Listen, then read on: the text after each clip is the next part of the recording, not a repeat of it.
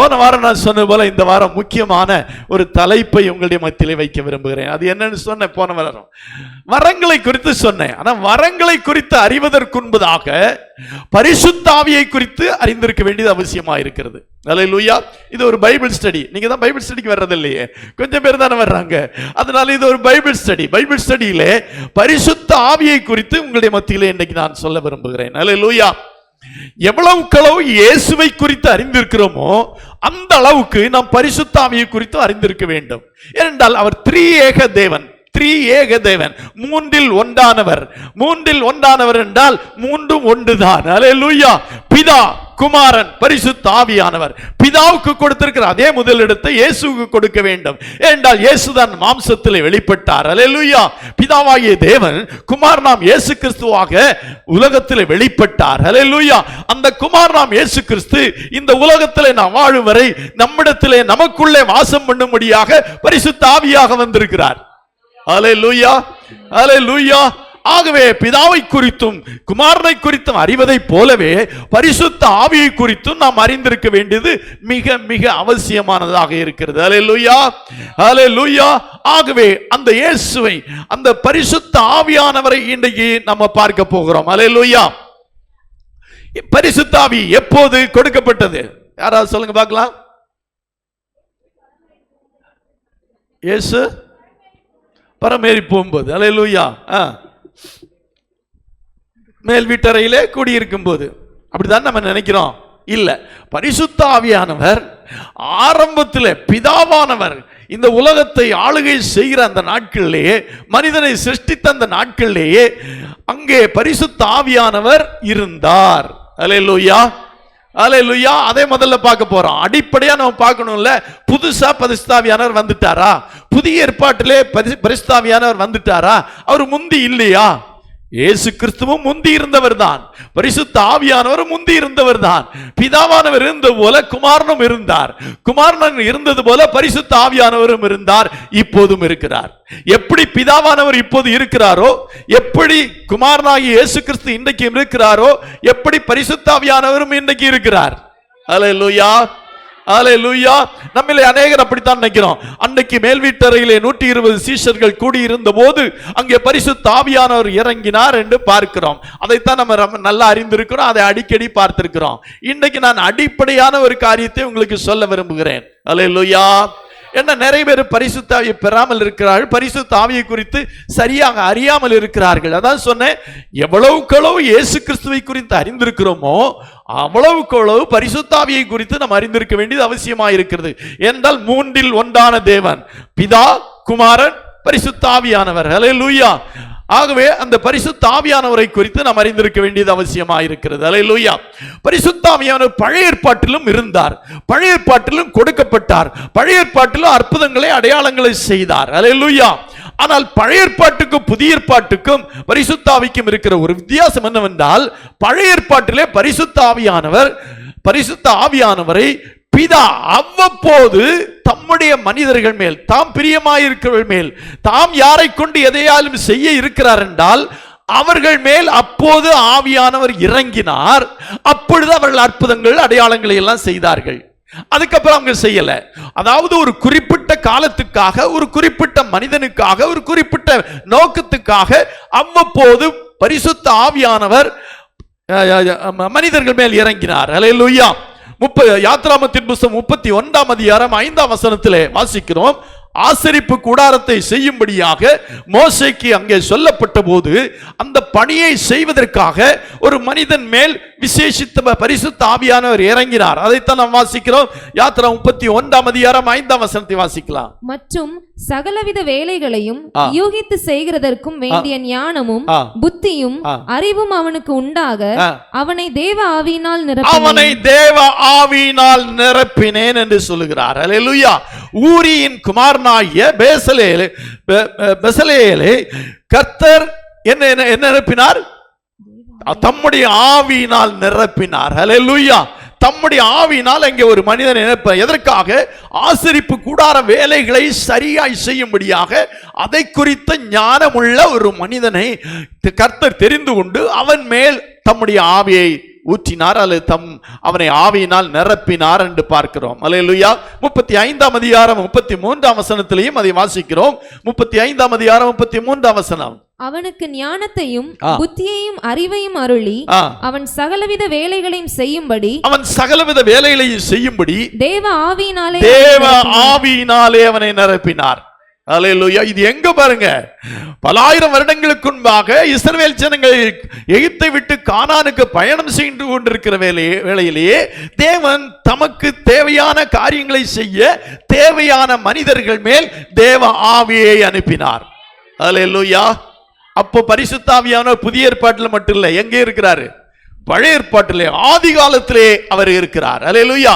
உபாகமத்தின் புஸ்தகம் 34ஆம் அதிகாரம் 9ஆம் வசனத்திலே வாசிக்கும் போது அங்கே யோசுவாவை ஞானத்தின் ஆவியினால் நிரப்பினார் என்று சொல்லப்பட்டிருக்கிறது.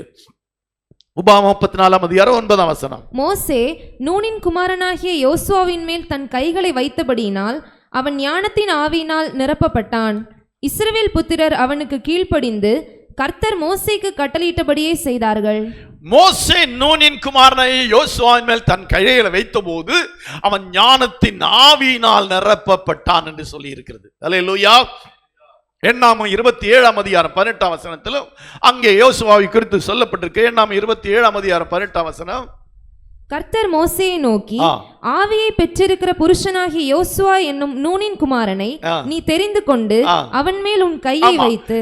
இங்கே ஆவியை பெற்றிருக்கிற புருஷனாகிய யோசுவா என்னும் நூனின் குமாரனை தெரிந்து கொண்டு என்று சொல்லுகிறார். அப்போ ரொம்ப கிளியரா புரிந்து கொள்ள வேண்டியது என்னவென்றால், பழைய ஏற்பாட்டிலும் கர்த்தர் பரிசுத்த ஆவியானவரை கொடுத்தார். அல்லேலூயா. இன்னும் பார்க்கும்போது நியாயாதிபதிகளின் புஸ்தகம் 11ஆம் அதிகாரம் 27ஆம் வசனத்தில் கர்த்தர் யெப்தாவின் மேல் இறங்கினார். அல்லேலூயா. கிதியோன் மேல் இறங்கின போது அவன் பெரிய காரியங்களை செய்தான். யெப்தாவின் மேல் இறங்கின போது அவன் யுத்தத்தை ஜெயித்தான். நியாயாதிபதிகளின் புஸ்தகத்தில் இன்னும் பார்க்கிறோம், சிம்சோன் மேலே கர்த்தர் இறங்கின போது சிம்சோன் பலத்த காரியங்களை செய்தான் என்றெல்லாம் நாம் பார்க்கிறோம். அல்லேலூயா. அதற்கு பிறகு கர்த்தர் சவுலின் மேல் இறங்கினார். 1 சாமுவேல் 12ஆம் அதிகாரம் 6ஆம் வசனத்திலே கர்த்தர் சவுலின் மேல் இறங்கினார் என்று அங்கே வாசிக்கிறோம். அல்லேலூயா. அதே 1 சாமுவேல் 16ஆம் அதிகாரம் 13ஆம் வசனத்திலே வாசிக்கும் போது அங்கே 1 சாமுவேல் 12:6 வாசிக்கலாம். சவுல் இந்த செய்திகளை கேட்டவுடனே தேவனுடைய ஆவி அவன் மேல் இறங்கினதினால் அவன் மிகவும் கோபம் உண்டவனாகி செய்து சில காரியங்களை செய்தான் என்று சொல்லப்பட்டு, பரிசுத்த ஆவியானவர் தேவனுடைய ஆவியானவர் இந்த புதிய ஏற்பாட்டு காலத்திலே மாத்திரமல்ல பழைய ஏற்பாட்டு காலத்திலும் தம்முடைய தாசர்கள் மேலே அவ்வப்போது தேவைக்கு ஏற்ற நேரத்திலே அவர்கள் மேல் இறங்கினார். அல்லேலூயா. 1 சாமுவேல் 16:13 வாசிக்கும் போது கர்த்தருடைய ஆவியானவர் தாவீதின் மேல் இறங்கினார். அல்லேலூயா. 16ஆம் அதிகாரம் 13ஆம் வசனத்திலே சொல்லப்பட்டிருக்கிறது. அப்பொழுது சாமுவேல் தைல கொம்பை எடுத்து அவனை அவன் சகோதரர் நடுவிலே அபிஷேகம் பண்ணினான். அந்நாள் முதற்கொண்டு கர்த்தருடைய ஆவியானவர் தாவீதின் மேல் வந்து இறங்கி இருந்தார். கர்த்தருடைய ஆவியானவர் தாவீதின் மேல் வந்து இறங்கி இருந்தார். அல்லேலூயா. அப்போ புதிய ஏற்பாட்டில் மட்டும்தான் ஆவியானவரா? இல்ல, பழைய ஏற்பாட்டில், அதாவது பிதாவானவர் இருந்த காலத்திலிருந்தே அவர் தமக்கு பிரியமானவர்கள் மேல் தமக்கு தேவையானவர்கள் மேல் அவ்வப்போது அவர்கள் மேல் இறங்கினார்கள். அதற்கப்புறம் அதெல்லாம் செய்யல. அப்போது அந்த ஒரு காரியத்தை, குறிப்பிட்ட ஒரு காரியத்தை செய்வதற்காக அவர்கள் மேல் இறங்குவார். அவர்கள் அந்த காரியத்தை செய்வார்கள். அப்புறம் பரிசுத்த ஆவியானவர் எடுத்துக்கொள்ளப்படுவார். அந்த அவள் மேல் இறப்பின போது அவர்கள் தொடர்ந்து அந்த ஆவிக்குள்ளாக இல்லை. ஏனென்றால் அந்த ஒரு அற்புதம் தான் செஞ்சாங்க, அந்த ஒரு காரியத்தை தான் செஞ்சாங்க.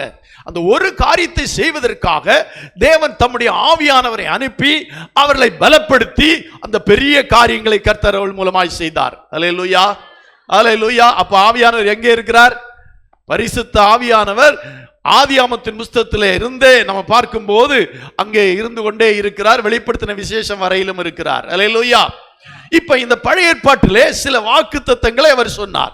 நீதிமொழியின் புஸ்தகம் 1ஆம் அதிகாரம் 23ஆம் வசனத்திலே வாசிக்கிறோம். நீதிமொழியின் புஸ்தகம் 1ஆம் அதிகாரம் 23ஆம் வசனம்.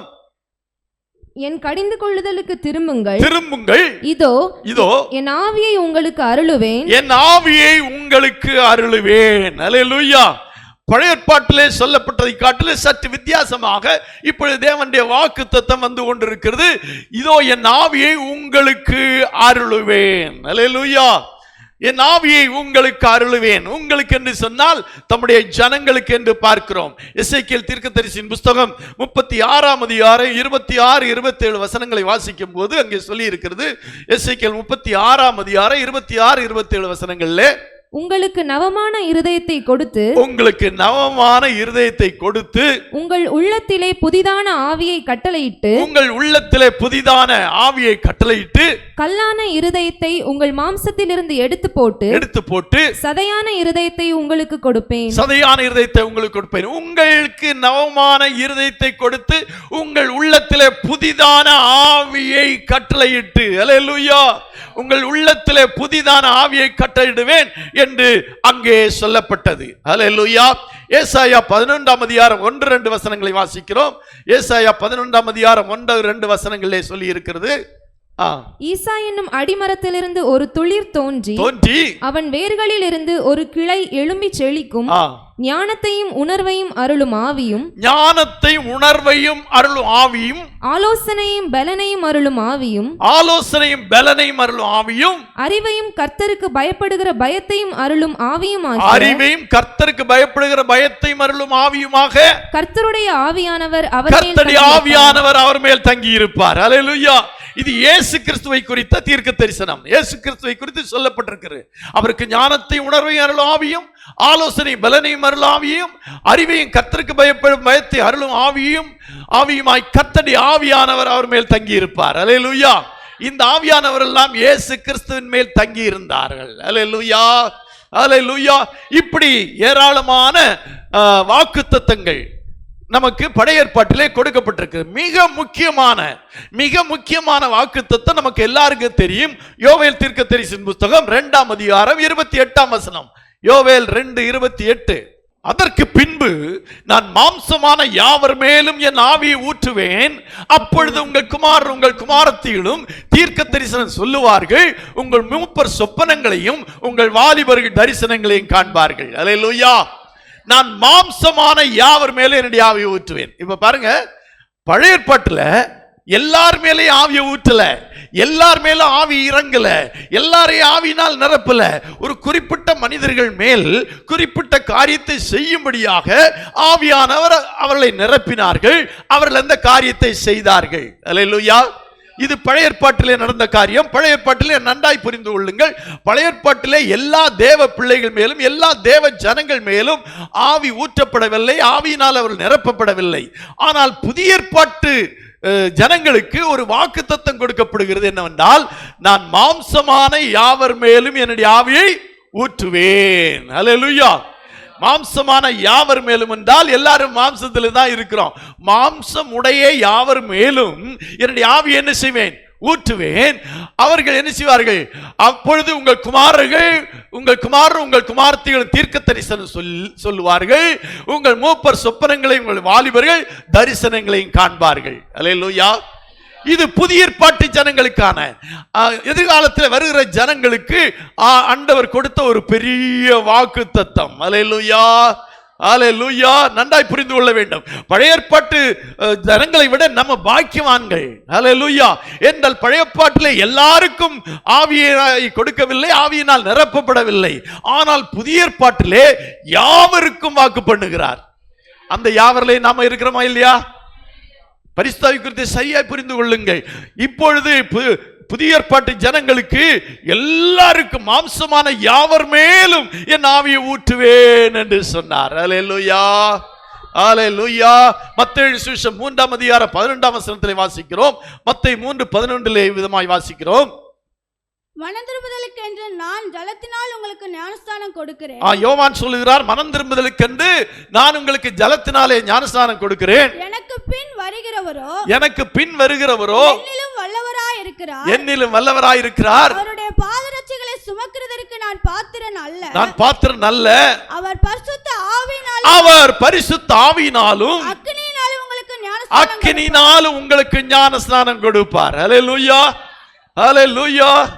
பரிசுத்த ஆவியினாலும் உங்களுக்கு ஞானஸ்நானம் கொடுப்பார். அல்லேலூயா. இது ஒரு வாக்குத்தத்தம். அல்லேலூயா. யாரால் கொடுக்கப்படுகிறது? யோவான் ஸ்நானனாலே கொடுக்கப்படுகிறது. யோவான் ஸ்நானன் தான் இந்த காரியத்தை சொல்லுகிறார். அவர் பரிசுத்த ஆவியினாலும் அக்கினியினாலும் உங்களுக்கு ஞானஸ்நானம் கொடுப்பார். அல்லேலூயா. அல்லேலூயா. இந்த ரெண்டையும் அல்லேலூயா நிறைவேறுகிற காரியத்தை தான் நம்ம அந்த அப்போஸ்தலர் நடபடிகளே பார்க்கிறோம். அல்லேலூயா. ஏன் இந்த எல்லாருக்கும் கொடுக்கிறார் என்றால் அதைத்தான் அவர் சொல்லுகிறார். யோவான் சுவிசேஷம் 14ஆம் அதிகாரம் 17ஆம் வசனம், 16-17 வசனம். யோவான் 14ஆம் அதிகாரம் 16-17 வசனங்கள். நான் என் பிதாவை வேண்டிக் கொள்ளுவேன், அப்பொழுது என்றென்றைக்கும் உங்களுடனே இருக்கும்படி. நல்லா புரிந்து கொள்ளுங்க. நான் என் பிதாவை வேண்டிக் கொள்ளுவேன், அப்பொழுது என்றென்றைக்கும் உங்களுடனே இருக்கும்படிக்கு சத்திய ஆவியாகிய வேறொரு தேற்றரவாளனை அவர் உங்களுக்கு தந்தருள்வார். அல்லேலூயா. என்றென்றைக்கும் உங்களுடனே கூட இருக்கும்படிக்கு. அல்லேலூயா. அல்லேலூயா. பழைய ஏற்பாட்டு பரிசுத்தவான்களுக்கு அப்படி இல்லை. சிலவருக்கு மட்டும்தான் தேவைகளுக்கு ஏற்றால் தான் பரிசுத்த ஆவியார் நிரப்பினார். புதிய ஏற்பாட்டில் என்ன செய்கிறார்? என்றென்றைக்கும் உங்களுடனே தம்மை பின்பற்றுகிற ஒவ்வொருடனே இருக்கும்படிக்கு சத்தியாவியாகிய வேறு தேற்றவாளனை உங்களுக்கு தந்தருள்வார். அல்லேலூயா. அல்லேலூயா. அப்ப பழைய ஏற்பாட்டு பரிசுத்தவான்களை காட்டிலும் புதிய ஏற்பாட்டு பரிசுத்தவான்களாக இருக்கிற நாம் விசேஷித்தவர்கள். ஏனென்றால் நமக்குள்ளே இருக்கும்படியாக சத்திய ஆவியாகிய தேற்றவாளனை அவர் நமக்கு தருவேன் என்று சொன்னார். 17ஆம் வசனம். அடுத்த வசனத்தை வாசிக்கலாம். உலகம் அந்த சத்திய ஆவியானவரை காணாமலும் அறியாமலும் இருக்கிறபடியால் அவரை பெற்றுக்கொள்ள மாட்டாது. அவர் உங்களுடனே வாசம் பண்ணி உங்களுக்குள்ளே இருப்பதால் நீங்கள் அவரை அறிவீர்கள். அல்லேலூயா. கொஞ்சம் கவனிங்க, ரொம்ப முக்கியமான காரியத்தை சொல்லிட்டு இருக்கிறேன். ஏனென்றால் பழைய ஏற்பாட்டிலே ஒரு சிலருக்கு மட்டும் கிடைத்த அந்த பாக்கியமானது புதிய ஏற்பாட்டு ஜனங்களாகிய நமக்கு இங்கே சொல்லி இருக்கிறார். அவர் உங்களுக்குள்ளே வாசம் பண்ணி உங்களுக்குள்ளே இருக்கிறார். அல்லேலூயா. அல்லேலூயா. அந்த சத்திய ஆவியைத்தான் நமக்கு புதிய ஏற்பாட்டு ஜனங்களாகிய நமக்கு தந்திருக்கிறார். அல்லேலூயா. புதிய ஏற்பாட்டு ஜனங்களாகி நமக்கு அந்த சத்திய ஆவியானவரை நமக்குள்ளே வாசம் பண்ணும்படியாகவும் நமக்குள்ளே இருக்கும்படியாக அவர் தந்திருக்கிறார். அல்லேலூயா. என்ன, பழைய ஏற்பாட்டு ஜனங்கள் அநேக காரியங்களை தவறினார்கள், அநேக காரியங்களே தேவனை கோபப்படுத்தினார்கள், தேவனுடைய சத்தியத்தை கைக்கொள்ளாமற் போனார்கள். ஆகவே அப்படி இருக்கக்கூடாது. புதிய ஏற்பாட்டு ஜனங்கள் அந்த சத்திய ஆவியானவரால் நடத்தப்படும்படியாக, இந்த சத்தியத்திற்குள்ளே நடத்தப்படும்படியாக அந்த சத்திய ஆவியாகிய தேற்றவாளனை எல்லாருக்கும் கொடுக்க சித்தம் கொண்டார். அல்லேலூயா. அல்லேலூயா. ஆமாங்க, எல்லாருக்கும். அல்லேலூயா. மாம்சமான யாவருக்கும். அல்லேலூயா. யோவான் 25ஆம் அதிகாரம் 25 இயேசு கிறிஸ்து விதமாய் சொன்னார். அந்த சத்தியாவியாகிய தேற்றவாளன், யோவான் 25:25, அந்த என் நாமத்தினாலே பிதா அனுப்ப போகிற பரிசுத்த ஆவியாகிய தேற்றவாளனே எல்லாவற்றையும் உங்களுக்கு போதி. அவர் அனுப்புகிற அந்த தேற்றவாளன் உங்களுக்கு எல்லாவற்றையும் போதிப்பார். அல்லேலூயா. அது எத்தனை வசனம்? 14:26. அப்போ அவர் நமக்கு எல்லாவற்றையும் போதிக்கும்படியாக, அல்லேலூயா, நம்மோடு கூடவே இருக்கும்படியாக. சொல்ல போனா இன்னைக்கு நம்ம மொபைல் நம்ம கூடவே இருக்கிறது போல. அல்லேலூயா. இன்னைக்கு மொபைல் இல்லாம எங்கேயும் போக முடியல, வெளியே போக முடியல, எங்கேயும் போக முடியல.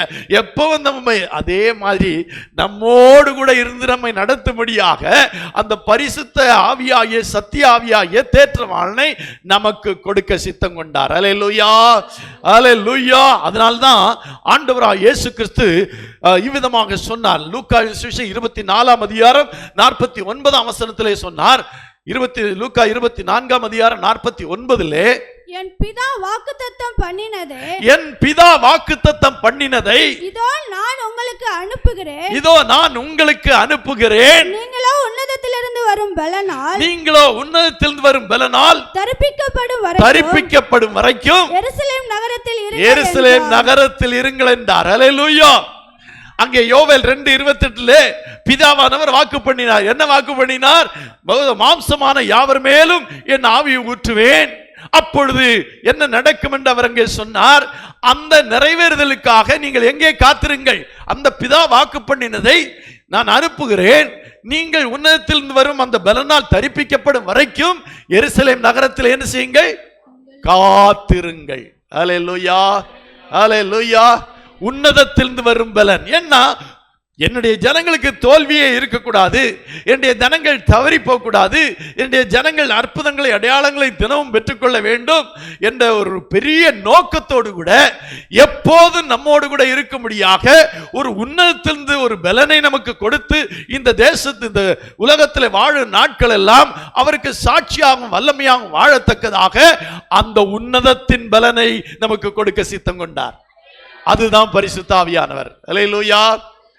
அதாவது பழைய ஏற்பாட்டு ஜனங்களிலே நடந்த அந்த காரியங்கள் நடவாதபடி புதிய ஏற்பாட்டு ஜனங்கள் எல்லாவற்றிலும் வெற்றி சிறந்திருக்க வேண்டும், எல்லாவற்றிலும் ஜெயம் பெற்றிருக்க வேண்டும், எல்லாவற்றிலும் அவர்கள் சரியாய் நடத்தப்பட வேண்டும் என்பதற்காக அவர்களுக்குள்ளே தங்கி கிரியை செய்யக்கூடிய ஒரு பரிசுத்த ஆவியானவரை அவர் நமக்கு கொடுத்தார்.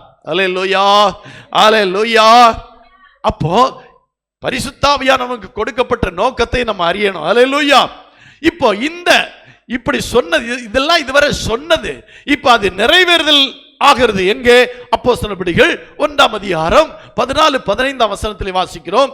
அப்போஸ்தலர் நடபடிகள் 1ஆம் அதிகாரம் 14-15 வசனங்கள். அங்கே இவர்கள் எல்லாரும் ஸ்திரீகளோடும் இயேசுவின் தாயாகிய மரியாளோடும் அவருடைய சகோதரரும் கூட ஒருமனப்பட்டு ஜெபத்திலும் வேண்டுதலிலும் தரித்திருந்தார்கள். அந்நாட்களிலே சீசர்கள் ஏறக்குறைய 120 பேர் கூடி இருந்த போது அவர்கள் நடுவிலே பேதுரு. இப்போது அவர்கள் அங்கே அந்த உன்னதத்திலிருந்து வரும் பலனால் தரிப்பிக்கப்படுவதற்காக எருசலேமே காத்திருங்கள் என்றால் இயேசு சொன்னார், நீங்கள் எருசலேமை விட்டு போகாதிருங்கள், அந்த உன்னதத்திலிருந்து வரும் பலனால் நிரப்பப்படும் வரையிலும் நீங்கள் எங்கே காத்திருங்கள், எருசலேமிலே காத்திருங்கள் என்று சொன்னார். அல்லேலூயா, அல்லேலூயா. ஏன்னா ஆண்டவருக்கு தெரியும், இந்த ஜனங்கள் எனக்கு சாட்சிகளாய் வாழ வேண்டுமானால், என்னுடைய பிள்ளைகளாய் வாழ வேண்டுமானால் அவருடைய மாம்ச பலன் போதாது, அவளுக்கு ஒரு எக்ஸ்ட்ரா பலன் தேவைப்படுகிறது, எக்ஸ்ட்ரா ஒரு ஞானம் தேவைப்படுகிறது, எக்ஸ்ட்ரா ஒரு அற்புதமான ஆவி தேவைப்படுகிறது. அப்படி இருந்தால் மட்டுமே அவர்கள் எனக்கு சாட்சிகளாக என்னுடைய பிள்ளைகளாக வாழ முடியும் என்று ஆண்டவர் உணர்ந்தவராக அப்படி ஒரு திட்டத்தை வைத்து எல்லாருக்கும் கொடுப்பேன் என்று சொன்னதினாலே இவர்கள் அன்றைக்கு ஒரு 120 பேர் இந்த வசனத்தை கேட்டவர்கள், இந்த வசனத்தை ஏற்றுக்கொண்டவர்கள், அவள் 120 பேர் எங்கே இருந்தார்கள்? மேல் வீட்டறையிலே இருந்தார்கள். அல்லேலூயா, அல்லேலூயா. 2ஆம் அதிகாரம் 1ஆம் வசனத்தை வாசிக்கலாம். இப்பொழுது 2ஆம் அதிகாரம் 1ஆம் வசனத்தை வாசிக்கலாம். பெந்தெகோஸ்தே என்னும் நாள் வந்தபோது அவர்கள் எல்லாரும் ஒருமனப்பட்டு ஓரிடத்தில் வந்திருந்தார்கள். அப்பொழுது பலத்த காற்று அடிக்கிற முழக்கம் போல வானத்திலிருந்து சடுதியாய் ஒரு முழக்கம் உண்டாகி அவர்கள் உட்கார்ந்திருந்த வீடு முழுவதையும் நிரப்பிற்று. அல்லாமலும் அக்கினிமயமான நாவுகள் போல பிரிந்திருக்கும் நாவுகள் அவர்களுக்கு காணப்பட்டு அவர்கள் ஒவ்வொருவர் மேலும் வந்தபர்ந்தது. அவர்கள் எல்லாரும் பரிசுத்த ஆவியினாலே நிரப்பப்பட்டு ஆவியானவர் தங்களுக்கு தந்தளின வரத்தின்படியே வெவ்வேறு பாஷைகளிலே பேசத் தொடங்கினார்கள். அல்லேலூயா. நல்லா புரிந்துங்களே, பழைய ஏற்பாட்டிலே சிலருக்கு மட்டும் கொடுக்கப்பட்ட அந்த சிலாக்கியம் புதிய ஏற்பாட்டிலே எல்லாருக்கும் கொடுப்பேன் என்று ஆண்டவர் சொன்னார். அந்த வாக்குத்தத்தத்தை நிறைவேறுவதற்காக சுமார் 120 பேர் அந்த மேல்வீட்டறையில் இருந்தார்கள். அந்த மேல்வீட்டறையில் இருந்த எல்லார் மேலும் அந்த பரிசுத்த ஆவியானவர் இறங்கினார். அங்கே சொல்லப்பட்டிருக்க அவர்கள் எல்லாரும் பரிசுத்த ஆவியினாலே நிரப்பப்பட்டார்கள். அல்லேலூயா சொல்லுமா, அல்லேலூயா. அவர்கள் எல்லாரும் பழைய ஏற்பாட்டிலே கொஞ்சம் பேருக்கு மட்டும்தான், புதிய ஏற்பாட்டிலே தம்முடைய வார்த்தையை நம்பி தமக்காக காத்திருக்கிற எவ்வளவு பேர் இருந்தாலும், அன்றைக்கு 120 பேர் தான் இருந்தாங்க. ஒருவேளை அது 1200 பேரா இருந்தாலும், 120,000 பேரா இருந்தாலும், கோடிக்கணக்கான ஜனங்களா இருந்தாலும் கர்த்தர் அவர்களை நிரப்பி இருப்பார். ஏனென்றால் மாம்சமான யாவர் மேலும் என்னுடைய ஆவியை ஊற்றுவேன் என்று சொன்னார். அல்லேலூயா, அல்லேலூயா. ஆகவேதான் நாம் அவருக்கு சாட்சியாய் வாழ வேண்டுமானால் கர்த்தர் இந்த கொடுக்கப்பட்ட இந்த ஆவியானவரால் நிரப்பப்பட வேண்டும். அல்லேலூயா. இங்கே சொல்லப்பட்டிருக்கிறது அப்போஸ்தலர் 2ஆம் அதிகாரம் 33ஆம் வசனத்திலே வாசிக்கிறோம்.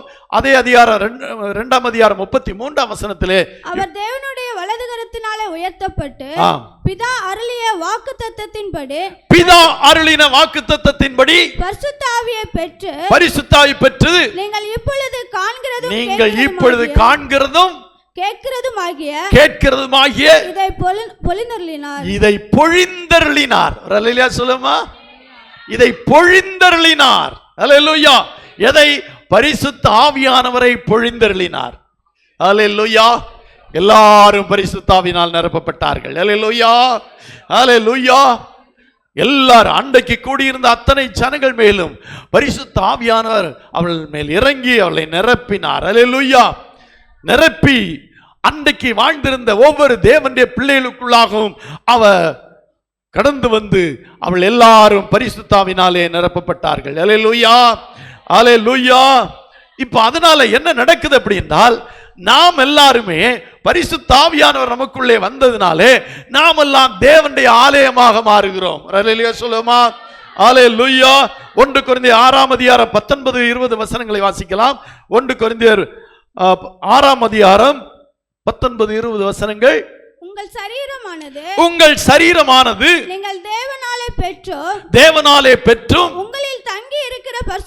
உங்களில் தங்கியும் இருக்கிற பரிசுத்த ஆவியினுடைய ஆலயமாய் இருக்கிறது என்றும் நீங்கள் உங்களுடையவர்கள் அல்லவென்றும் அறியீர்களா? இந்த வசனத்தை கொஞ்சம் கவனமா படிக்கணும். உங்கள் சரீரமானது நீங்கள் தேவனாலே பெற்றும், இந்த சரீரம் தேவனால் பெற்றும் உங்களில் தங்கி இருக்கிற பரிசுத்த ஆவியினுடைய ஆலயமாயிருக்கிறது. அல்லேலூயா. அல்லேலூயா. அன்றைக்கு ஒரு சிலருக்கு மட்டும் கொடுக்கப்பட்ட சிலாக்கியம் இன்றைக்கு எல்லாருக்கும் கொடுக்கப்பட்டது. எல்லாருக்குள்ள அவர் தங்கி இருக்கிறார். அங்க தங்கி இருக்கிறதுனாலே இந்த சரீரத்திற்கு பெயர் தேவனுடைய ஆலயம் என்று சொல்லப்படுகிறது. அல்லேலூயா. அல்லேலூயா. நீங்கள் தேவனாலே பெற்றும் உங்களில் தங்கியும் இருக்கிற பரிசுத்த ஆவியினுடைய ஆலயமாயிருக்கிறது என்று நீங்கள் அவருடைய அறியீர்களா என்று சொல்லுகிறார். அல்லேலூயா. அந்த பரிசுத்த ஆவியானவர் இன்றைக்கு நம்மை நிரப்பி நமக்குள்ளே வந்தபடியினாலே நம்முடைய சரீரமானது தேவனுடைய ஆலயமாயிருக்கிறது. நீங்கள் தேவனுடைய ஆலயமாயிருக்கிறீர்கள். அல்லேலூயா. 2 தீமோத்தேயு 1:14 சொல்லும்போது அவர் சொல்லுகிறார், அவர் நமக்குள்ளே வாசம் பண்ணினார்.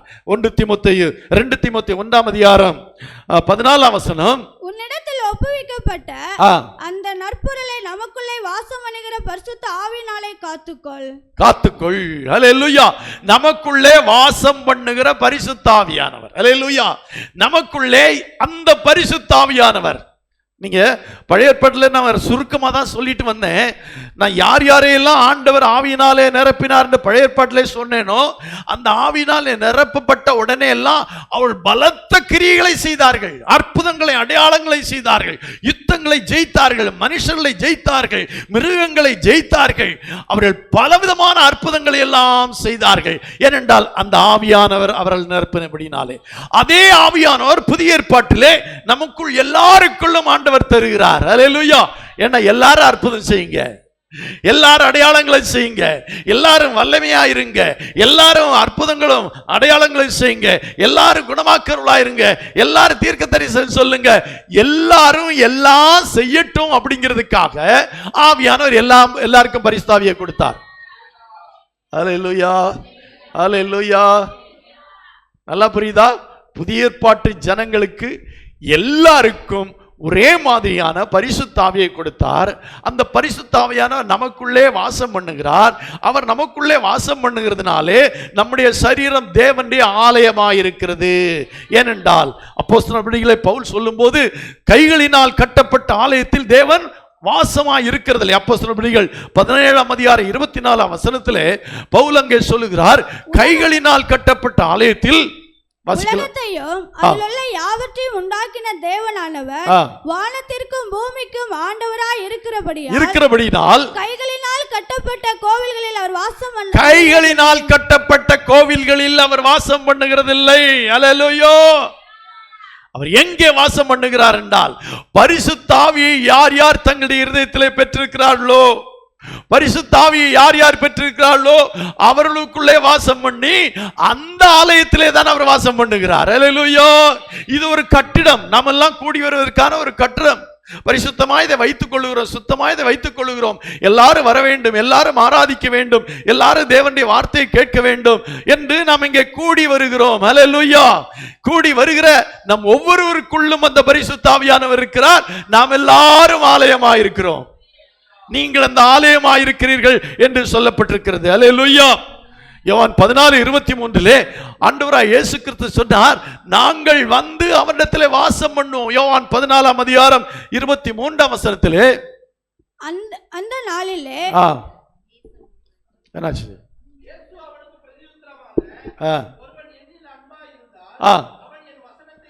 கை கொள்வான், அவனில் என் பிதா அன்பாயிருப்பார், நாங்கள் அவனிடத்தில் வந்து அவனோட வாசம் பண்ணுவோம். அல்லேலூயா. வாசம் பண்ணுவோம் என்றால் என்ன அர்த்தம்? என்ன சொல்லுங்க? வாசம் பண்றதுன்னா என்னது? வாசம் வீசுறதா? அப்படியா? தங்கி இருக்கிறது. நாங்கள் அவனிடத்தில் வந்து அவன் தங்கி இருப்போம். அல்லேலூயா. அவனுடைய வாசம் பண்ணுவோம். அப்படியானால் புதிய ஏற்பாட்டு காலத்திலே தேவனுடைய ஜனங்கள், பரிசுத்த ஆவியை பெற்ற ஜனங்கள் ஆலயமாயிருக்கிறார்கள். அந்த ஆலயத்திலே அவர் வாசமாயிருக்கிறார். அல்லேலூயா. பரிசுத்த ஆவியை பெற்ற ஒவ்வொருவரும் அந்த இயேசுவானவருக்கு நான் ஆலயமாயிருக்கிறேன், இந்த ஆலயத்திலே அவர் வாசமாயிருக்கிறார் என்கிற எண்ணம் எப்போது இருக்கணும். அல்லேலூயா. அல்லேலூயா. நான் இடத்திலே வந்து வாசம் பண்ணுவேன் என்று அவர் சொன்னார். அப்படி அவர் வாசம் பண்ணுகிறார். அல்லேலூயா. 1 கொரிந்தியர் 3:16 1 கொரிந்தியர் 3:16 பவுல் கொரிந்தியருக்கு எழுதும்போது இவ்விதமாக எழுதுகிறார், நீங்கள் தேவனுடைய ஆலயமாய் இருக்கிறீர்கள் என்றும், நீங்கள் தேவனுடைய ஆலயமாய் இருக்கிறீர்கள் என்றும், தேவனுடைய ஆவி உங்களில் வாசமாய் இருக்கிறீர் என்றும், தேவனுடைய ஆவி உங்களில் வாசமாய் இருக்கிறார் என்றும் அறியாதிருக்கிறீர்களா? நிறைய தேவனுடைய பிள்ளைகளுக்கு தெரியாது. என்ன தெரியாது? நாம் தேவனுடைய ஆலயம் என்றும், தேவனுடைய ஆவி நம்மில் வாசமா இருக்கிறார், தங்கி இருக்கிறார், வாசம் பண்ணுகிறார் என்பது நிறைய பேருக்கு தெரியாது. இங்க இருக்கிற நிறைய பேருக்கு கூட தெரியாது. சர்ச்சுக்கு வந்தா ரசிக்கப்பட்டான், சர்ச்சுக்கு வந்து ஞானஸ்நானம் எடுத்துட்டீங்களா, ஞானஸ்நானம் எடுத்துட்டான், பரிசுத்த ஆவி பெற்றீங்களா, கொஞ்சம் பெற்றிருக்கிறேன் அல்ல பெறல அப்படின்னு சொல்லிடுவோம். ஆனா நாம் தான் தேவன் தங்கி இருக்கிற ஆலயம் என்று எத்தனை பேர் உணர்றீங்க? இந்த வேத வசனம் அப்படித்தான் சொல்லுது. அல்லேலூயா. நீங்கள் தேவனுடைய ஆலயமாய் இருக்கிறீர்கள் என்றும், தேவனுடைய ஆவி உங்களில் வாசமாய் இருக்கிறார் என்றும் நீங்கள் அறியீர்களா? அல்லேலூயா. அல்லேலூயா. நீங்கள் தேவனுடைய ஆலயம். கைகளினால் கட்டப்பட்ட ஆலயத்தில் தேவன் வாசமாய் இருக்கிறதில்லை. நிறைய இடத்துல முந்தியெல்லாம் நடந்து தியேட்டர்களை எல்லாம் வாடகைக்கு எடுத்து, தியேட்டர் சென்னையில எல்லாம் இடம் கிடைக்காத போது அவர்கள் என்ன செய்தார்? தியேட்டர்களை வாடகைக்கு எடுத்து அந்த தியேட்டர்ல ஆராதனை நடத்தினார்கள். அப்படியெல்லாம் சம்பவம் இருந்தது. அல்லேலூயா. அப்படியெல்லாம் நடத்தப்பட்டது. லாட்ஜுகளில், ஹாலில் நடத்தப்படுகிறது, இன்றைக்கு நடத்தப்படுகிறது. பல இடங்களில் பல விதமான கம்யூனிட்டி ஹால்கள் எல்லாம் நடத்தப்படுகிறது. அங்கெல்லாம் தேவன் வாசமாக இருக்கல. அல்லேலூயா. கட்டப்பட்ட மனுஷனுடைய கைகளால் கட்டப்பட்ட ஒரு கட்டடத்திலே அவர் வாசமாக இருக்க விரும்புகிறதில்லை, இருக்கவும் செய்கிறதில்லை. அவர் எங்கே இருக்கிறார்? நமக்குள்ளே வாசம் பண்ணுகிறார். கொஞ்சம் தொட்டு பாருங்க, இருக்கிறாரான்னு. என்னமோ தெரியுது, சிலவங்களுக்கு புரியுது, சிலவங்களுக்கு புரியல. நான் சர்ச்சுக்கு வந்திருக்கிறேன், அவ்வளவுதான். அல்லேலூயா. ஒவ்வொரு தேவனுடைய பிள்ளைகளும் தேவனுடைய ஆலயமாக இருக்கிறார்கள். அவர்களுக்குள்ளே தேவன் வாசம் பண்ணுகிறார். அல்லேலூயா. அல்லேலூயா. அந்த ஆலயத்தை ஆண்டவர் சொல்ற, அந்த ஆலயத்தை ஒருவன் கெடுத்தால் அவனை நான் கெடுப்பேன்கிறார். அல்லேலூயா. அந்த ஆலயத்தை நம்ம கெடுக்க கூடாது என்ற தேவன் வாசம் பண்ண. இந்த ஆலயத்தை நம்ம கெடுப்போமா? என்னாலும் சொல்ல, இங்கே ஏதோ பிஸ்கட் எல்லாம் கொண்டு வந்து பிள்ளைகளுக்கு கொடுக்கக்கூடாது, இங்கே எதுவும் சாப்பிடக்கூடாது, சாப்பிட்ற எந்த பொருளும் இங்கே கொண்டு வரக்கூடாது, ஏண்டா சுத்தமா இருக்கணும் அப்படின்லாம் சொல்றோம். நம்மளால் இயன்றவரை இதை சுத்தமா வைக்கிறோம். அல்லேலூயா. ஆனால் நம்முடைய உள்ளத்திலே வாசமாய் இருக்கிற அந்த ஆவியானவர் அல்லேலூயா சொல்லுகிறார், நான் உங்களுக்குள்ளே வாசமாய் இருக்கிறேன். நீங்க அதை அறியாதா? உங்களுக்கு தெரியலையா? நான் உங்களுக்குள்ளே இருக்குங்கிறது உங்களுக்கே தெரியலையான்னு கேட்கிறாரு. உங்களை ஒவ்வொருவரையும் பார்த்து தான் கேட்கிறாரு. அவர் உங்களுக்குள்ளே இருக்கிறதை நீங்கள் அறியவில்லையா? அல்லேலூயா. தேவனுடைய ஆவி உங்களிலே வாசமாயிருக்கிறது. அல்லேலூயா. ஆகவே இந்த ஆவியானவர் உங்களுக்குள்ளே வாசம் பண்ணுகிறார். அல்லேலூயா. இந்த பரிசுத்த ஆவியானவர் நமக்கு எதற்காக கொடுக்கப்படுகிறார் என்று சில காரியங்களை நாம் பார்க்க வேண்டும். அல்லேலூயா. எபேசியருக்கு 4ஆம் அதிகாரம் 30ஆம் வசனம். எபேசியர் 4ஆம் அதிகாரம் 30ஆம் வசனத்திலே விதமாய் வாசிக்கிறோம். அன்றையோ நீங்கள் மீட்கப்படும் நாளுக்கென்று முத்திரையாக பெற்ற தேவனுடைய பரிசுத்த ஆவியை முத்திரையாக பெற்ற பரிசுத்த ஆவியை துக்கப்படுத்தாதிருங்கள். அல்லேலூயா சொல்லுவோம். மீட்கப்படும் நாளுக்கென்று ஒரு முத்திரை. மீட்கப்படும் நாள் இது ஆண்டவராய் இயேசு கிறிஸ்து வரும்போது அவரோடு கூட எடுத்துக் கொள்ளப்படுகிற அந்த நாள் தான் மீட்கப்படும் நாள். இந்த உலகத்தின் பாவத்தின் பிடியிருந்தும் உலகத்திலிருந்தும் நம்மை மீட்டுக் கொள்ளுகிற நாள். அந்த மீட்கப்படும் நாளுக்கென்று ஒரு முத்திரை போடப்பட்டிருக்கிறது. அதாவது இந்த முத்திரை போடப்பட்டவர்கள் மட்டும்தான் அந்த அவருடைய வருகையிலே எடுத்துக் கொள்ளப்படுவார்கள். அல்லேலூயா. சர்ச்சுக்கு வந்ததுனால எடுத்துக்கொள்ளப்பட மாட்டார்கள். சர்ச்சுக்கு ஏதாவது செய்ததுனால எடுத்துக்கொள்ளப்பட மாட்டார்கள். அல்லேலூயா. பரிசுத்த ஆவியாகிய முத்திரையை பெற்றிருந்தால் மட்டும்தான் அந்த மீட்கப்படும் நாளுக்கென்று அந்த நாளிலே நாம் அவரோடு கூட போக முடியும். அல்லேலூயா. அல்லேலூயா. அல்லேலூயா. அருமையான தேவனுடைய பிள்ளைகளே, இந்த 2 கொரிந்தியர் 1ஆம் அதிகாரம் 22ஆம் வசனத்திலே வாசிக்கும் போது 2 கொரிந்தியர் 1ஆம் அதிகாரம் 22ஆம் வசனத்திலே நாம் வாசிக்கிறோம். அவர் நம்மை முத்திரித்து நம்முடைய இருதயங்களில் ஆவி என்னும் அச்சாரத்தை கொடுத்திருக்கிறார். அல்லேலூயா. அவர் நம்மை முத்திரித்துனா சீல் போட்டு முத்திரை போட்டாங்கன்னு சொல்லுவோம்ல. ரெஜிஸ்டர் ஆஃபீஸில் ரெஜிஸ்டர் பண்ண முத்திரை போடுறாங்க. போஸ்ட் ஆஃபீஸில் ஒரு லெட்டர் அனுப்பணும், ஒரு முத்திரை அடிக்கிறாங்க. அது அங்கே எங்கள் கஸ்டடியில் வந்துருச்சு. இப்போ பாருங்கள், ஒரு பிரச்சனை அப்படின்னா நீங்கள் அந்த லெட்டர் சரியாக கிடைக்கலன்னா நீங்கள் அந்த முத்திரையை பார்த்து கேட்கலாம். இங்கே சூலூரில் 20ஆம் தேதி முத்திரை அடிக்கப்பட்டிருக்கிறதே, ஏன் எனக்கு 10 நாள் கழிச்சு கிடைச்சுன்னு நீங்கள் கேட்கலாம். ஏன்? அந்த முத்திரை தான் பேசும். அல்லேலூயா. உங்களுக்கு கொடுக்கப்படுகிறவர்களும் வாங்குறவர்களும் முத்திரை போடப்பட்டிருக்கிறது.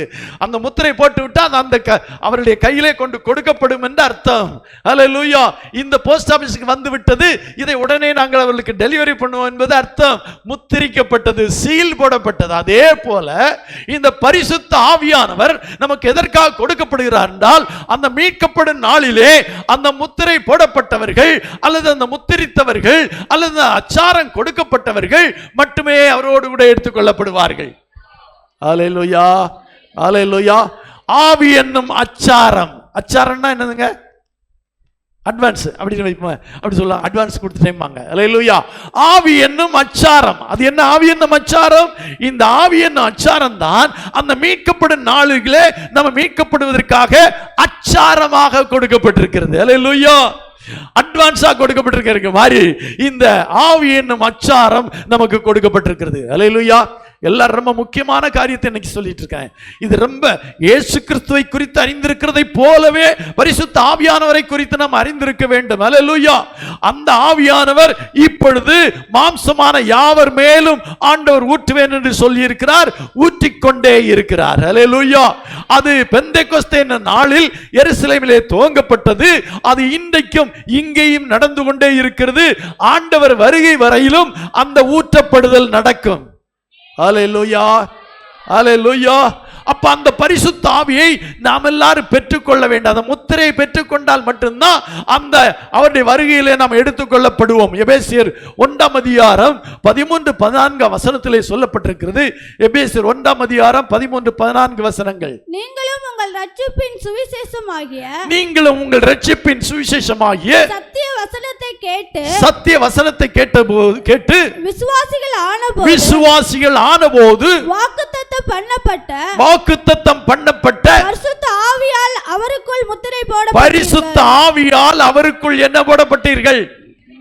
அல்லேலூயா. ரட்சிப்பின் சுவிசேஷத்தை ஏற்றுக்கொண்டு அந்த வசனத்தை கேட்டு நாம் விசுவாசிகள் ஆனபோது அந்த பரிசுத்த ஆவியால் அவருக்குள் முத்திரை போடப்பட்டிருக்கிறோம். 3 வசனத்தை சொல்றேன். முத்திரை. அல்லேலூயா.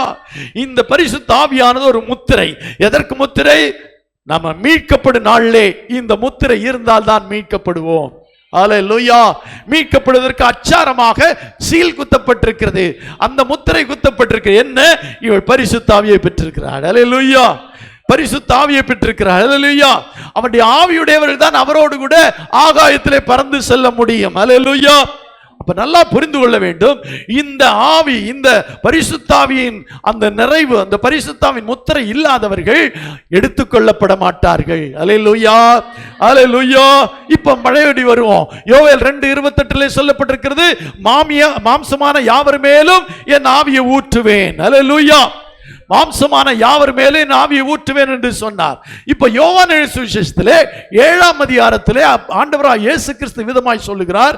யோவான் 7ஆம் அதிகாரம் 37ஆம் வசனம் முதல் 39ஆம் வசனம் வரையில் வாசிக்கிற வேளையிலே, பண்டிகையின் கடைசி நாளாகிய பிரதான நாளிலே இயேசு நின்று சத்தமிட்டு ஒருவன் தாகமாய் இருந்தால் என்னிடத்தில் வந்து பானம் பண்ண கடவன், வேத வாக்கியம் சொல்லுகிறபடி என்னிடத்தில் விசுவாசமாய் இருக்கிறவன் எவனோ அவன் உள்ளத்திலிருந்து ஜீவன் நதிகள் ஓடும். ஹல்லேலூயா சொல்லுவோமா? அவன் உள்ளத்திலிருந்து ஜீவ நதிகள் ஓடும். அது என்ன? பரிசுத்த ஆவியானவரின் நிறைவு. ஹல்லேலூயா. அதனாலே அநேக ஜீவ நதிகள் புறப்பட்டு ஓடும். அநேகர்கள் பயன்பெறுவார்கள், அநேக இடங்கள் பயன்பெறும், அநேக ஜனங்கள் பயன்பெறுவார்கள். ஹல்லேலூயா. அவனுடைய உள்ளத்திலிருந்து ஜீவ நதிகள் ஓடும் என்று சொன்ன, ஜீவ தண்ணீர் உள்ள நதிகள் ஓடும் என்றார். ஹல்லேலூயா. மிக முக்கியமான ஒரு வசனத்தை சொல்ல விரும்புகிறேன். அப்போஸ்தலர் நடபடிகள் 2ஆம் அதிகாரத்திலே 38, 39 பேதுரு இவ்விதமாக சொல்லுகிறார். பேதுரு அவர்களை நோக்கி, நீங்கள் மனம் திரும்பி ஒவ்வொருவரும் பாவ மன்னிப்பு கண்டு இயேசு கிறிஸ்துவின் நாமத்தினாலே ஞானஸ்நானம் பெற்றுக்கொள்ளுங்கள், அப்பொழுது பரிசுத்தாவின் வரத்தை பெறுவீர்கள். வாக்குத்தத்தமானது உங்களுக்கும் உங்கள் பிள்ளைகளுக்கும் நம்முடைய தேவனாகிய கர்த்தர் வரவழைக்கும் தூரத்துள்ள யாவருக்கும் உண்டாயிருக்கிறது. இந்த வாக்குத்தத்தம் யாருக்கு? மாம்சமான யாவருக்குன்னு சொன்னதை விளக்கமா சொல்றாரு. விளக்கமா இப்படி சொல்றாரு, இந்த வாக்குத்தத்தமானது உங்களுக்கும் உங்கள் பிள்ளைகளுக்கும் தேவனாய கர்த்தர் வரவழைக்கும் யாவருக்கும் உண்டாயிருக்கிறது. ஹல்லேலூயா, ஹல்லேலூயா. யாவருக்கும் உண்டாயிருக்கிற ஒன்றை யாவருக்கும் கொடுப்பேன் என்று சொல்லி இருக்கிற, யாவர் மேலும் ஊற்றுவேன் என்று சொல்லி இருக்கிற அந்த வசனத்தின்படியாக நாம் இன்னும் ஏன் பரிசுத்த ஆவியை பெற்றுக் கொள்ளாமல் இருக்கிறோம்? நினைக்கிறேன் இங்க இருக்கிறதுல ஒரு குறைந்தபட்சம் ஒரு 20-30% ஜனங்களாவது பரிசுத்த ஆவியை பெறாதவர்கள் இருக்கிறார்கள். ஹல்லேலூயா. இப்போ இந்த வசனத்தின்படியாக நீங்கள் ஒன்றை புரிந்து கொள்ள வேண்டியது அவசியம். கண்டிப்பாக பழைய ஏற்பாட்டிலே எல்லாரும் பரிசுத்த ஆவியால் நிரப்பப்படல, அவசியம் என்று சொல்லப்படவில்லை. ஆனால் புதிய ஏற்பாட்டிலே ரட்சிக்கப்படுகிற யாவர்களும் முத்திரிக்கப்படுகிறார்கள், முத்திரை போடப்படுகிறது, பரிசுத்த ஆவியாகிய முத்திரை போடப்படுகிறது. அந்த பரிசுத்த ஆவி உள்ளவர்கள் தான் அந்த மீட்கப்படும் நாளில் எடுத்துக்கொள்ளப்படுவார்கள். ஆகவே எல்லாரும் பரிசுத்த ஆவியை பெற்றுக் கொள்ளுங்கள் என்று இங்கே பேதுரு அழைப்பு கொடுக்கிறார். ஹல்லேலூயா. 38ஆம் வசனத்தை திரும்ப வாசிக்கலாம். பேதுரு அவர்களை நோக்கி, நீங்கள் மனம் திரும்பி அதுக்கு முந்தின 37 கூட வாசிக்கலாமா? 37 கூட வாசிக்கலாம். இதை அவர்கள் கேட்ட பொழுது இருதயத்திலே குத்தப்பட்டவர்களாகி பேதுருவையும் மற்ற அப்போஸ்தலரையும் பார்த்து சகோதரரே நாங்கள் என்ன செய்ய வேண்டும் என்று கேட்கிறார்கள். ஹல்லேலூயா சொல்லுமா? அதுக்கு முந்தின பிரசங்கத்தை எல்லாம் நீங்க வீட்டில் போய் வாசித்து பாருங்க. அப்போஸ்தலர் நடபடிகள் 2ஆம் அதிகாரம் 1 முதல் 36 உள்ள வசனங்களை வாசித்து பார்த்தால் அங்கே பேதுரு பிரசங்கம் பண்ணுகிறார். அந்த பிரசங்கத்தை கேட்ட உடனே அவள் இருதயத்திலே குத்தப்பட்டவர்களாகி, நாங்கள் இன்னும் பரிசுத்த ஆவியை பெறவில்லையே, நாங்கள் இன்னும் தேவனுடைய பிள்ளைகள் ஆகவில்லையே என்று அவர்கள் இருதயத்திலே குத்தப்பட்டவர்களாகி அந்த அப்போஸ்தலரை பார்த்து கேட்கிறார், சகோதரரே நாங்கள் என்ன செய்ய வேண்டும் என்று கேட்கிறார். அப்ப என்ன செய்ய வேண்டும் என்ற கேட்ட கேள்விக்கு தான் அந்த 38ஆம் வசனம் பதில். என்ன சொல்லுகிறார்? பேதுரு அவர்களை நோக்கி நீங்கள் மனம் திரும்பி ஒவ்வொருவரும், நல்லா புரிஞ்சுக்கோங்க, மனம் திரும்பி ஒவ்வொருவரும், இங்கே இருக்கிற ஒவ்வொருவரும் தேவனுடைய பிள்ளைகள் ஒவ்வொருவரும் மனம் திரும்பி ஒவ்வொருவரும் பாவ மன்னிப்பு கண்டு இயேசு கிறிஸ்துவின் நாமத்தினாலே ஞான ஸ்நானம் பெற்றுக் கொள்ளுங்கள். அப்பொழுது பரிசுத்த ஆவியின் வரத்தை பெறுவீர்கள். அப்ப யாருங்க பரிசுத்த ஆவி பெறணும்? ஒவ்வொருவரும், சபைக்குள்ளே இருக்கிற ஒவ்வொருவரும், தேவனை ஏற்றுக்கொண்ட ஒவ்வொருவரும், தேவனுடைய பிள்ளைகள் ஒவ்வொருவரும் இந்த பரிசுத்த ஆவியை பெற்றுக்கொள்ள வேண்டும். மனம் திரும்பி ஞானஸ்நானம் பெற்று பரிசுத்தாய் பெற்று, அது ஸ்டெப் பை ஸ்டெப் அவர் சொல்றாரு. முதல்ல நீங்க மனம் திரும்பணும். இந்த பரிசுத்தாய் பெற்றுக்கொள்வதற்கு என்ன தகுதி என்று சொன்னால், இங்கே அதைத்தான் 2 தகுதி அவர் சொல்றாரு. ஒன்னு மனம் திரும்பணும். என்ன மனம் திரும்புதல்? தங்களுடைய பழைய வாழ்க்கையை விட்டு ஒரு மனம் திரும்புதல். நான் இயேசுவை ஏற்றுக்கொள்ளுகிறேன், இயேசுவை சொந்த இரட்சகராக ஏற்றுக்கொள்ளுகிறேன், இயேசுவை சொந்த தெய்வமாக ஏற்றுக்கொள்ளுகிறேன், என்னுடைய பாவங்களுக்காக இயேசு மரித்தார், என்னுடைய பாவங்களை மன்னித்தார், இனி நான் பாவத்துக்கு விலகி இருப்பேன், இனி நான் பாவம் செய்யாதிருப்பேன், பாவத்துக்கு விலகி ஓடுவேன் என்று சொல்லி ஒரு மனம் திரும்புதல். அல்லேலூயா. இதுவரை விக்கிரகத்தை நான் வணங்கிக் கொண்டிருந்தேன், இதுவரை உலக சம்பிரதாயங்களை பின்பற்றிக் கொண்டிருந்தேன், உலக மாம்ச பிரகாரமான வாழ்க்கை வாழ்ந்தேன், இனி நான் அப்படி இல்லை, இயேசு கிறிஸ்து கொடுக்கிற அந்த நல்ல வாழ்க்கை வாழப் போகிறேன் என்று ஒரு மனம் திரும்புதல். அந்த மனம் திரும்பி உடனே என்ன பெறணும்? ஞானஸ்நானம் பெறணும். அல்லேலூயா சொல்லுமா. மனம் திரும்பாதவர்கள் எல்லாம் ஒரு கையை வைத்துங்கள். எல்லாரும் மனம் திரும்பிக்காங்க. ஆச்சரியம். எல்லாரும் மனம் திரும்பிக்காங்க. ஆச்சரியமா இருக்கிறது. சபையில் இருக்கிற எல்லாரும் மனம் திரும்பி இருக்கிறார்கள் என்பது எனக்கு மிகுந்த சந்தோஷம். அல்லேலூயா.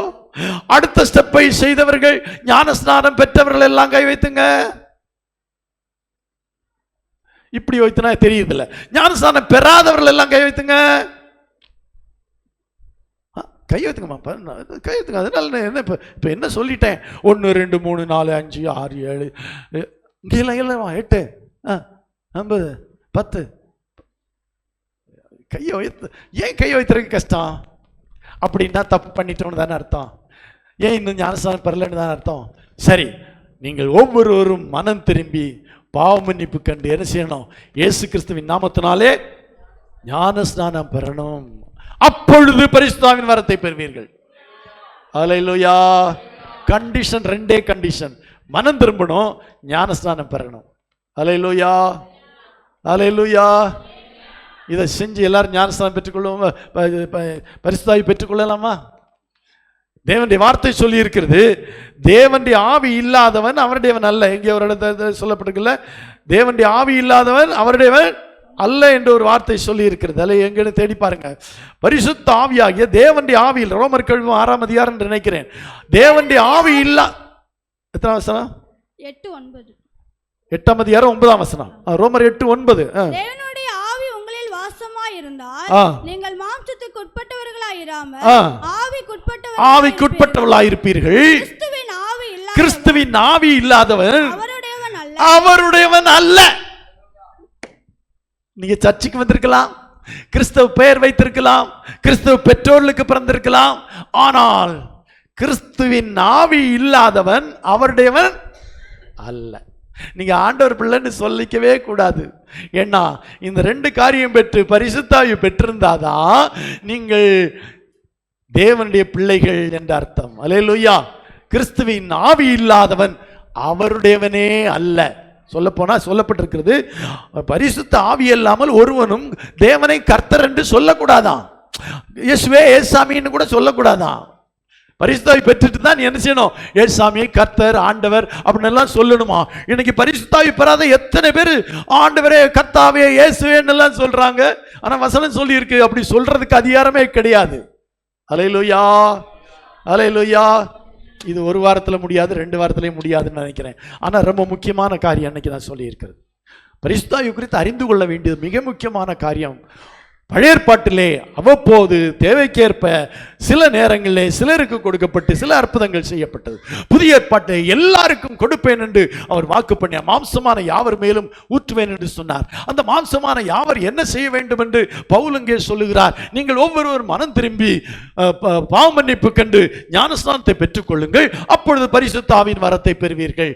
நீங்கள் கிறிஸ்துவின் ஆவி இல்லாதவர் அவருடையவனே அல்ல. அல்லேலூயா. அப்போ கிறிஸ்துவின் ஆவியை பெறாதவன் அவருடையவனே அல்ல. அப்போ பெறாத எத்தனை பேர் இருக்கிறீங்க? நான் அவருடையவன் அல்லன்னு சொல்றவங்க எல்லாம் கை வைத்துக்க பார்க்கலாம். ஒருத்தர் கூட வயத்துல எவ்வளவு உண்மையை சொல்றாங்க பாருங்களேன். பரிசுத்தாவி பெறாதவங்க எவ்வளவு பேர் இருக்கிறீங்க? வெக்கமா இருக்குல்ல கையை வைத்துறதுக்கு? ஆமா, கை வைத்துறதுக்கு வெக்கம். அப்போ ஆண்டவரா இயேசு கிறிஸ்து வரும்போது, எல்லாரும் எடுத்துக்கொள்ளப்படும் போது, நீ கைவிடப்படும் போது எவ்வளவு வெக்கம் இருக்கும் யோசித்து பாரு, கொஞ்சம் யோசித்து பாருங்களேன். ஆகவே அந்த பரிசுத்த ஆவியை எல்லாரும் பெற்றுக்கொள்ள வேண்டும். அதற்கு ரெண்டே கண்டிஷன். ஒன்று, மனம் திரும்பி ஞானஸ்நானம் பெறணும். வேதத்தில் சில ஒரு இடத்துல ஞானஸ்நானம் பெறாமல் பரிசுத்த ஆவி பெற்றதாக சொல்லப்பட்டிருக்கிறது. பட் இங்கே நமக்கு கண்டிஷன் என்னவென்றால், நீங்கள் ஒவ்வொருவரும் மனம் திரும்பி பாவ மன்னிப்புக்கென்று ஞானஸ்நானம் பெற்றுக்கொள்ளுங்கள். அப்பொழுது பரிசுத்த ஆவி பெற்றுக்கொள்ளுவீர்கள். அவருடைய ஆவி இல்லாதவன் அவருடையவனே அல்ல. அல்லேலூயா. இன்னைக்கு இதோட நிறுத்தலாம். அல்லேலூயா. ஒரு ஜெனரல் ஐடியா தான் இதெல்லாம். ஒரு ஜெனரல் இயேசு கிறிஸ்துவை பற்றி ஜெனரலா பாருங்க. வேதபாட வகுப்பில் இயேசு கிறிஸ்துடைய தேவனுடைய குணாதிசயங்களை பார்த்து வர்றோம். ஒரு பார்த்தாலும் தீர மாட்டேங்குது. இப்போ 21 22 குணாதிசயமோ பார்த்துட்டோம். அப்போ 22 வாரம் பேசியிருக்கிறேன். இப்போ இந்த பரிசுத்தாவியானவருடைய காரியத்தை குறித்து பேசினா அதை விட மேலே பேசிட்டே இருக்கணும். ஆனால் ஒரு அவுட்லைன் கொடுத்துருக்கிறேன். ஒரு முக்கியமான வசனங்களையும் காரியங்களையும் மாத்திரம் உங்களுக்கு சொல்லி இருக்கிறேன். அது என்னவென்றால், நீங்கள் ஒவ்வொருவரும் மனம் திரும்பி பாவ மன்னிப்பு கண்டு ஞானஸ்நானம் பெற்று பரிசுத்த ஆவியை பெற்றுக்கொள்ளுங்கள். பரிசுத்த ஆவி இல்லாதவன் அவருடையவனே அல்ல. அல்லேலூயா. நீங்கள் அவருடையவர்களாக இருக்க விரும்புகிறீர்களா? வேண்டாமா? ஆண்டவர் வேண்டான்னு சொல்றவங்க பரிசுத்த ஆவி பெற்றுக்கொள்ள வேண்டாம். மற்றவங்க எல்லாம் பரிசுத்த ஆவி பெற்றுக்கொள்ளணும். அல்லேலூயா. அல்லேலூயா.